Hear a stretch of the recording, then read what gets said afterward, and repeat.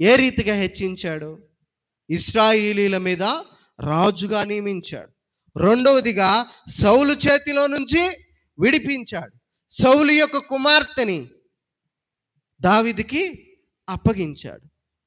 ఇలాంటివి నీకు ఇలా గొప్ప కార్యాలు చేస్తే సరే, ఇవి నీకు సరిపోలేదనుకో, నీ హృదయంలో ఇవి నాకు సరిపోలేదని అనుకుంటే మరీ ఎక్కువగా నేను నీకు చేసేవాడిని. కానీ నువ్వేం చేసావు? నీ మాట, నీ కోరిక నీవు దక్కించుకోవడానికి, నీ కోరిక, నీ యొక్క శరీర కోరిక నీవు తీర్చుకోవడానికి యెహోవా మాట నీవు తృణీకరించావు. దేవుడంటే నీకు భయం లేదు. దేవుడంటే నీకు, దేవుడన్న మాట అంటే నీకు భయం లేదు. దేవుడు ఆజ్ఞలంటే భయం లేదు దావీదు నీకు. ఈరోజు దుఃఖిస్తున్నాడు దేవుడు. హృదయానుసారుడైన దావీదును బట్టి ఏ రీతిగా దుఃఖించాడు. నిన్ను నన్ను బట్టి, మన యొక్క లోపాలను బట్టి ప్రభు దుఃఖిస్తా ఉన్నాడు. జాగ్రత్త. దావీదే తప్పిపోయాడండి దేవుని మార్గాలు విడిచి. అంత భక్తి చేసే దావీదు. మనమే పాటి వారం. మనల్ని మనం పరిశీలన చేసుకోవాలి. మన హృదయము దేవుని ఎదుట ఎలాగున ఉన్నదో పరిశీలన చేసుకోవాలి. ఒకవేళ చెడుతనం మన హృదయంలోనికి వస్తే శిక్ష ఉంటుంది. ఇక శిక్ష చెప్తాడు, ఇదిగో నీవు మాట తృణీకరించి దేవుని దృష్టికి చెడుతనము చేసితివేమి. హిత్తీయుడగు ఊరియాను కత్తి చేత చంపించి, హిత్తీయుడగు ఊరియాను కత్తి చేత చంపించి అతని భార్యను నీకు భార్య అగునట్లుగా నీవు పట్టుకొని ఉన్నావు. అమ్మోనీయుల చేత నీవు అతన్ని చంపించితివి. ఏమనుకున్నాడు దావీదు? యుద్ధములో ఏదో ఒక భటుడి చేత చంపితే నేను అనుకుంటాడా దేవుడు? ఏముందలే అనేసి అనుకున్నాడు దావీదు. ఇక మొత్తం పోసగుచ్చినట్లు చెప్పిస్తున్నాడు ప్రవక్త చేత. ఏమేమి తప్పులు చేశావో అవంతా చెప్పిస్తుంటే దావీదు నోరెళ్ళబెట్టుకొని అన్నట్టు చూస్తున్నాడు. మనము కూడా ఆ రీతిగానే ఉంటాం ప్రియులారా.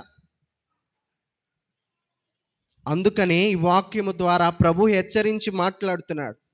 ప్రభు నిన్ను గురించి, నన్ను గురించి కన్నీళ్లు విడవక ముందే ప్రవక్తల చేత ఆ యొక్క సరి అయిన మార్గం సరి చేసుకో, ఇదిగో నీవు చేసిన తప్పు ఇది అని నీవు చెప్పించుకోక మునుపే దేవుని సన్నిధానంలో కనిపెట్టుకుంటే శిక్ష మన మీదకి రాదు. మానవులైన వారు తప్పులు చేస్తారు. దేవుడు అంటాడు, ఆ తప్పులు వారే తెలుసుకొని కన్నీరు విడిస్తే వారికి ప్రాయశ్చిత్తము ఉంటుంది, పాప క్షమాపణ ఉంటుంది. వాళ్ళు తెలుసుకోకుండా ఏముందలే అనేసి ఎదుటివారు చెప్పేదాకా ఆ రీతిగా ఉంటే శిక్ష మొదలవుతుంది అని చెప్తున్నాడండి. ఈరోజు ప్రియులరా, వాక్యము ద్వారా దావీదు సాదృశ్యముగా మనతో మాట్లాడుకుంటున్నాడు.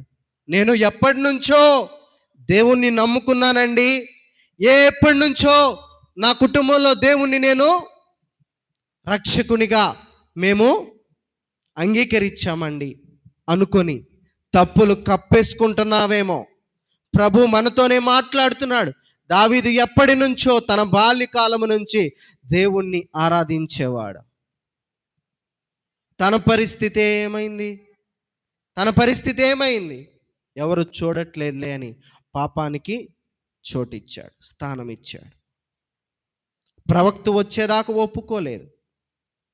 ఏమైందో తెలుసా? ప్రవక్త బయట పెట్టాడు, ఇదిగో దావీదు, నీవు దేవుని మాట తృణీకరించావు. నీకేమైనా ఆస్తి జాలకపోతే ఆస్తి ఇచ్చేవాడినయ్యా, నీకు ఇంకేమైనా కావాలంటే ఇచ్చేవాడిని, రథాలను ఇచ్చేవాడిని, రౌతుల్ని ఇచ్చేవాడిని, గొప్ప గొప్ప మంత్రుల్ని ఇచ్చేవాడిని.